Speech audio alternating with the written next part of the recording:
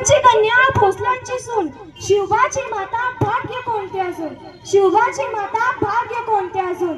ना वाकणार ना झुकणार, अन्यायाविरुद्ध पलटून वार करणार, सन्मानाने जगणार आणि सन्मानानेच मरणार. हे हिंदवी स्वराज्य आहे, इथे आया बहिणींची पूजा केली जाते. आता पुण्याची जहागिरी शहाजीराजांची अर्थाकीने चालते. लक्ष देऊ नाही का, मी जिजाऊ बोलते. आमचा जन्म जाधवांच्या घरी झाला. अंगणात रांगोळ्या काढल्या गेल्या, तोरणं लावली गेली आणि गावोगावी साखर वाटण्यात आली आणि आमचे नाव जिजाऊ ठेवले गेले. त्यानंतर जसजसे आम्ही मोठे होत होतो तसे आम्हाला कळू लागले राजकारण आणि त्यानंतर आमचे विवाह शहाजीराजे भोसले यांच्या सोबत झाले आणि शिवबाराजे आमचे धाकटे रत्न.